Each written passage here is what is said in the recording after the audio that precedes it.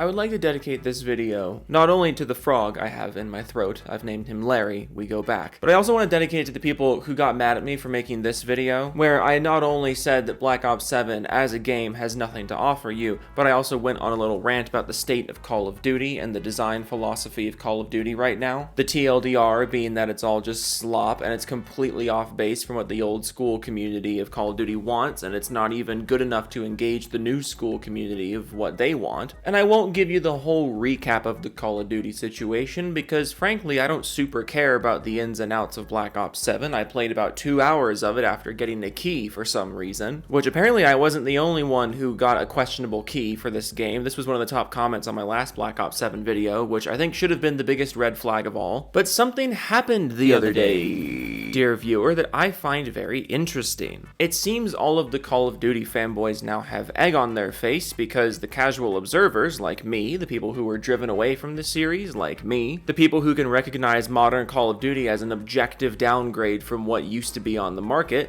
you know, people like me. On December 9th, a post was put on the Call of Duty blog detailing the state of Black Ops 7 and the future of the franchise. And the Black Ops 7 numbers must be historically bad because I have never seen a giant corporation like Activision put this much time and effort into basically acknowledging all the egg on their face and begging you not to notice the egg on their face because they're going to wipe it off later, they promise. This is a company and a franchise that routinely just ignores controversy and eventually it goes away because there's enough paying customers that they can afford to just look the other way and wait for people to stop talking about it. But all of the sales numbers and all of the player count data for Black Ops 7 has been like some of the worst I've ever seen for a franchise that claims to be a blockbuster. And to all the people who said that people like me were conspiracy theorists for noticing these things, we were just proven right. The fight between Call of Duty and the gaming populace as a whole, that fight seems to be over, and we're going to read through this update from the Call of Duty team, which I think is a funny way of saying that. It's not from a certain member of the team, it's not from a certain studio, it's from the entire Call of Duty staff. Yeah, they're shitting bricks over there right now. But it seems like the war between Call of Duty and gamers, that war's over, and the gamers won. Congratulations, gamers.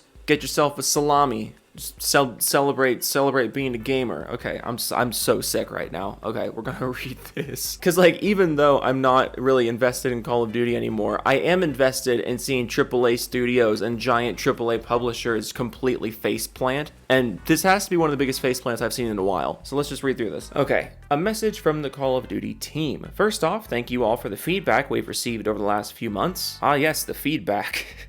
This looks like some really helpful feedback. Game is ass. Love, Joe. Call of Duty has enjoyed long-standing success because of all of you, a passionate community that demands excellence and deserves nothing less. I love that. It's like, oh, the franchise is only where it is today because of all of you, because of our great community. Never mind the fact that the last like 5-6 years of Call of Duty have been, you know, the Call of Duty devs actively rejecting the community. Have some more doors, my lord. Take those red dots off the minimap, my friend. Make your footsteps sound like Godzilla trampling down a Toys R Us, good pal. We're only here because of you. Put skill-based matchmaking in a casual arcade shooter, and then literally lie about removing it. You deserve nothing less than excellence, and we're only here because of you, guys. Can you feel the love tonight? Spraying all over your face, can you feel it? We also know that for some of you, the franchise has not met your expectations fully. To be very clear, we know what you expect, and rest assured we will deliver and over-deliver on those expectations as we move forward. I love that bit because it means one of two things. Either, number one, they do know what people want and just have actively chosen not to give it to them, which kind of contradicts everything you said before there. Or number two, you do know what people want. Legitimately, you do know what they want and you just now figured it out and you're like, okay, we're going to implement these things in the future, which means it took you 6 fucking years to notice the problems. What? With respect to Black Ops 7, we set our sights to deliver a spiritual successor to Black Ops 2, and the studios have poured their passion into making a great game that all of us are very proud of, but it's one thing for us to say it, more importantly it's up to you to try it and judge for yourselves. The game is ass, love, Joe. So as it relates to Black Ops 7 and the future of Call of Duty, here are a few important notes. 1, you'll have the opportunity to play Black Ops 7 for free. Next week we are opening the doors to everyone to jump in and play Black Ops 7 multiplayer and zombies for a free trial along with a double XP weekend. No campaign. You can't play the campaign for free because you'd finish it in an afternoon, and then you would also see why everyone hates it so much, and we can't have that. We're so proud of the game, and we want you to try it for free and try it for yourself, so we can really show how much work and how proud we are of it. But also a third of the game, let's not talk about that part. We're really proud of the game, but a third of the game, don't talk about it. We would like you to experience the game firsthand and decide for yourselves, which on one hand, I appreciate this. I appreciate them being like, we want you to play the game for yourself. Like, don't listen to YouTubers, listen to your own judgment. I appreciate that. But does it really matter at this point? Does it really matter at this point? 2, we are committed to unprecedented seasonal support. Your continuing feedback will help shape our seasonal updates over the coming months. Season 1 is the largest live season ever, and we're just getting started. We won't rest until Black Ops 7 earns its place as one of the best Black Ops games we've ever made, which I think is very interesting wording, because up until release, weren't they saying that this was like the biggest Black Ops game yet, the best Black Ops experience ever? Now you don't think that? Or another way to interpret this is that you want Black Ops 7 to earn its place as one of the best Black Ops games we've ever made. You were working on the game and you were really proud of it, and you had all these great ideas, wonderful things that you were doing, and you didn't think it was good? You were working all this time on the game, but it still needs a bunch of seasonal updates for you to think it's on the level of other games in your own series? Huh? 3, our strategy going forward is changing. This is the big one. We will no longer do back-to-back releases of Modern Warfare or Black Ops games. The reasons are many, but the main one is to ensure we provide an absolutely unique experience each and every year. Because, that's what was causing the games to become not unique every year, was the back-to-back releases. Nobody paid attention to how Vanguard was literally just a reskin of Modern Warfare 19. Nobody paid attention to that. Nobody paid attention to all of the things that were just copy-pasted from MW19 to Vanguard to MW2 to MW3. Like, the problem is not the consecutive sub-series games. The problem is that you have no original ideas and you just have a template that you're using, which is another thing I think is funny, because I remember back when Modern Warfare 19 came out, they were talking all about how the engine, this new MW19 engine, is going to make the basis for all Call of Duty games. All Call of Duty games are going to run in this engine. They're going to feel unified. They're going to feel great. And now you're like, yeah, actually, the problem with the games feeling samey is just, back-to-back sub-series releases every year. That's the problem. It's like, no, the problem is that you literally and openly put sameness into the foundation of the series. Like, do you think people just don't remember any of this? Well, it's the COD community. Of course they don't remember any of this. They continue. We will drive innovation that is meaningful, not incremental. While we aren't sharing those plans today, we look forward to doing so when the time is right. Ooh, meaningful innovation. Not incremental, meaningful. And next year's game is Infinity Ward, so get ready for the worst shit you've ever seen in your life. To be clear, the future of Call of Duty is very strong, and we believe our best days are ahead of us, given the depth and talent of our development teams. The development teams being ChatGPT, I guess. We have been building the next era of Call of Duty, and we will deliver precisely on what you want, along with some surprises that push the franchise and the genre forward. Again, get ready for the worst Infinity Ward slop you've ever seen in about, 10 months, 11 months. We look forward to welcoming you in, listening to you, and moving forward together. Welcoming you in. I thought this was about the core community. Earlier in this post, you said this was about the core community and that you wouldn't be here without your community. But now you want to welcome people in and listen to them. So are you... Oh boy. This was written by ChatGPT.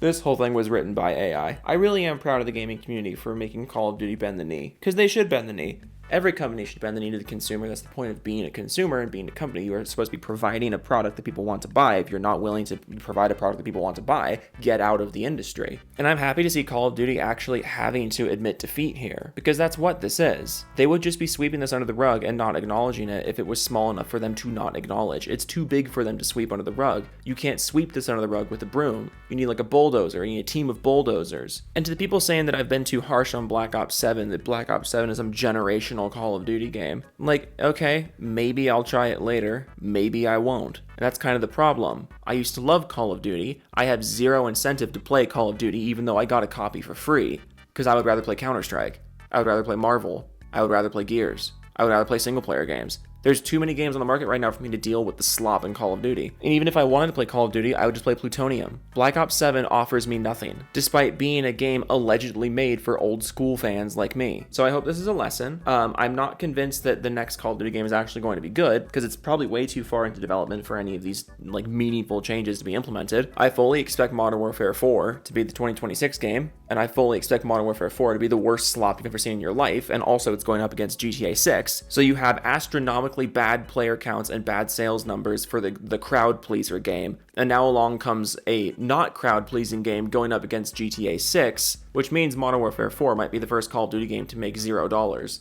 which I'm here for. But I'm very tired, I'm very sick, so I'm going to the Doofus Club very quickly and then go throw up. Okay? Okay.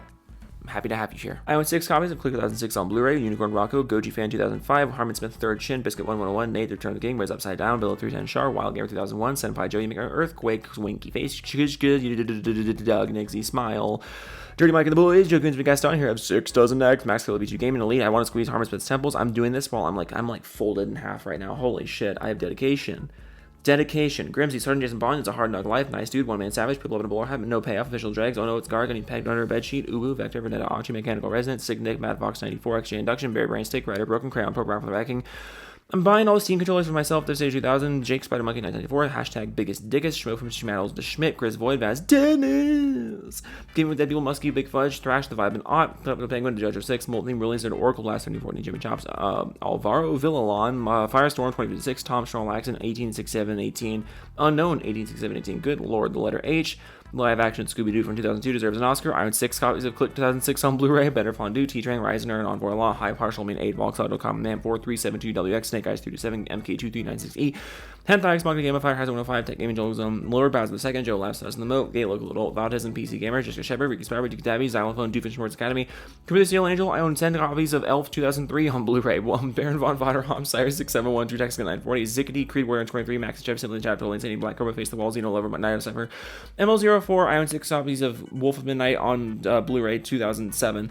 Pig Venus, One Studios, Film Kraken, Own Gaming, Tariq, Brown, Thordscape, Maganex, Everett, Evans, Mr. Rhino 3, Scanley for Wine, Mr. Pow Pow, Donnie Weston, Nick Cobb, Godson, Rogue, Winter, Dynatine, Zach Lane, Candy, Kid, Tammy, Hammy for Hire, Ellen Noble, Frost, Control by Agents, Hobby Seconds, 97, Mega Keys, Go, Ghost, so Rios, Augie, Baxter, Tim, Om, Steph 94, Blue Hook, The Wendy Wank, Mr. Techno Squeak, Jody Peters, Smitty, Wiggy, Man Jensen, McAdvertisement, Diego Garcia, Kibikins, I American, Idiot, Harmon Smith on the Chin, Oh No, Justin, Rain, Rutuni, Winks, The Wall 7, Retro, Wannabe, Hobo, Westa, JMMSG, Veg, Groove, Nana, Curtin, Alspec, Saul, Hathens, Click, Blue, 6 of Ray Guy copies, 2006 on Own. I think I just had a fucking stroke. That just gave me I'm gonna cry.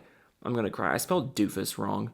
I spelled fucking doofus wrong when I was saving the file. God damn it. That's how you know it's bad. That's how you know I'm dying. I spelled doofus wrong. Okay, toodles.